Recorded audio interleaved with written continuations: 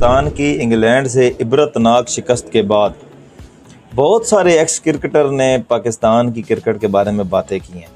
सब ने अपने हिसाब से जिनको जितनी समझ थी उन्होंने बातें की हैं।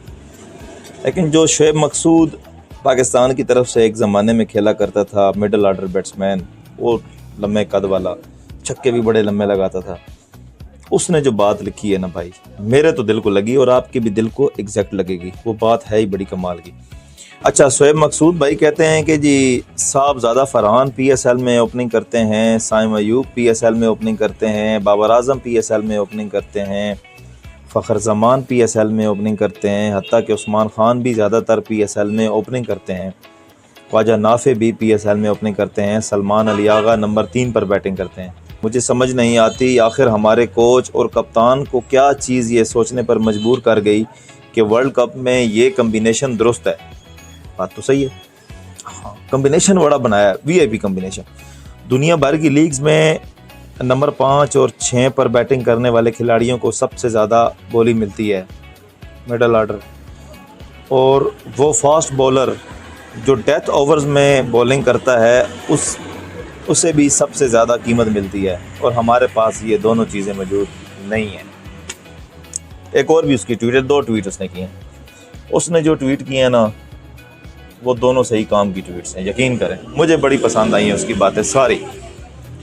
वर्ल्ड कप के बाद फिर वही सब कुछ शुरू हो जाएगा। हम 1-2 खिलाड़ियों को ड्रॉप करके बायलैटरल सीरीज़ जीतना शुरू कर देंगे और कहेंगे कि अब हमें दुरुस्त फार्मूला मिल गया है। दूसरी तरफ बाकी टीमें अपनी तवज्जो वनडे वर्ल्ड कप और टेस्ट क्रिकेट पर मरकूज़ करेंगी और हम बेमकसद T20 बायलैटरल सीरीज़ जीतते रहेंगे। यहाँ मुखालिफ टीमें अपने साथ या 8 अहम खिलाड़ियों के बगैर आएंगी। और होता ऐसे ही है कि जब टूर्नामेंट ख़त्म होता है ना, तो अपने प्लेयर्स को जो अच्छा खेलते हैं उनको रिलैक्स करने के लिए भी यार चलो इनको डाल के सीरीज़ें खिलाओ, ताकि जो हमारे मेन खिलाड़ी हैं ये थोड़ी रेस्ट कर लें। और फिर वही पाकिस्तान में आते हैं या पाकिस्तानी उधर जाके उनको मार के फिर कहते हैं कि हाँ अब तगड़ी टीम बनी है ना, अभी देखे ना, अब सेंचुरियाँ पे सेंचुरियाँ और 50 पे 50 मार रहे हैं, ये खिलाड़ी हम खिलाएंगे T20 वर्ल्ड कप में। हालांकि अगले साइड से जो खिलाड़ी होते हैं वो इंतहाई फारिग। फिर 2 साल बाद वही तमाम टीमें दोबारा वर्ल्ड कप में अपने बड़े खिलाड़ियों के साथ आएंगी और हम फिर नाकाम हो जाएंगे। 200% एग्री करता हूँ शोएब मकसूद की इस ट्वीट से, दोनों ट्वीट से, कि हमने अपनी टीम के अंदर 7 से 8 तो ओपनर खिला दिए हैं, नहीं तो 5-6 तो खिलाई हैं ना। हमारे पास मिडल आर्डर प्रॉपर, और मिडल आर्डर अभी आप फिर बात करेंगे बाबर आजम की कि आप बाबर आजम जो है मिडल आर्डर पे, तो वो क्यों नहीं खेला वहाँ पे? भाई वो मिडल आर्डर बैट्समैन नहीं है, T20 में नहीं है। उसने जितने रन्स बनाए हैं सारे ओपनिंग में ही बनाए हैं, और ये जितने भी चंद चढ़ाए हैं इन सारों ने, ये भी सारे ओपनिंग में ही, दायरे में ही खेलते हैं। बाबर के बारे में तो सारों की ज़बानें ऐसे शुरू हो जाती हैं ना, तो बाबर आजम भी अगर रन बनाता है तो दायरे के अंदर ही बनाता है, तो ये सारे जो भी हैं ये भी सारे दायरे में ही बनाते हैं खिलाड़ी, ये भी सारे दायरे के हैं। जब वो भी 6 ओवर खेल लेता है तो वो सेट हो जाता है, तो वो फिर बाद में गैप शैप निकाल के अपना निज़ाम चला लेता है। तो बाकी भी यही कुछ करते हैं, सिर्फ नज़र उस पर। तो शोएब मकसूद ने बिल्कुल सही कहा, हमारे पास तो मिडल आर्डर है ही नहीं, हमने सारे लेकर गए ओपनिंग, क्योंकि हमने पहले 6 ओवर के अंदर रन बनाने थे 230-240, इसलिए हमें ओपनर्स की ज़रूरत थी।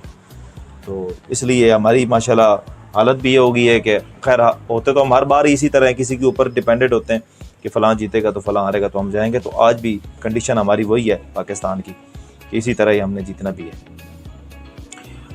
और जहाँ तक बात है हमारे 5वें 6ठे नंबर पे खिलाड़ियों की, तो हमारे 5वें 6ठे पर इस तरह के लॉर्ड हैं भाई, मैं क्या बताऊँ। शादाब खान, मोहम्मद नवाज़, फ़हीम अशरफ को भी आप काउंट कर लें।